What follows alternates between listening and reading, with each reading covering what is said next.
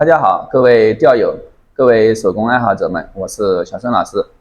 今天呢，我给大家介绍一下这个手工竹鱼竿的这个制作方法。为什么突然有这个想法呢？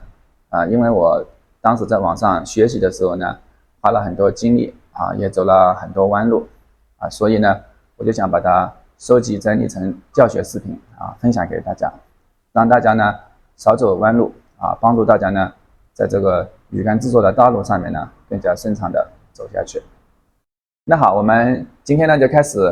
第一讲我简单粗略的给大家来介绍一下这个竹鱼竿的这个结构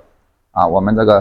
分这个3节的这个鱼竿呢我们叫它为这个3本，分这个4节的这个鱼竿呢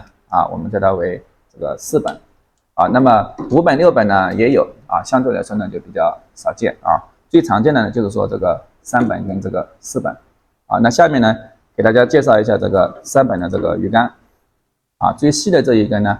我们通常呢我们叫它为杆梢，在竹鱼竿这个行业里面呢我们叫它为楹，中间这个小2节呢我们叫它为这个匙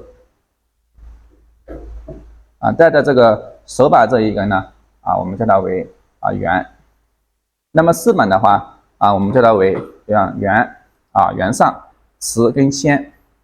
它比这个3本呢就多了这根圆上我们在淘宝这个买鱼竿的时候呢，它有这个圆镜跟楹镜我们这个粗的这一头呢我们叫它为圆镜这个细的这一头呢我们叫它为楹镜所以说呢它为什么叫这个圆匙楹它是有这个依据的。那接下来呢给大家讲一下这个竹鱼竿的这个涂装我们这个口这个位置我们就叫它为这个口卷我们把这个结包的这个位置呢我们叫它为这个结卷，这里2个小卷这个位置呢我们叫它为这个底卷这个卷呢是用来分段的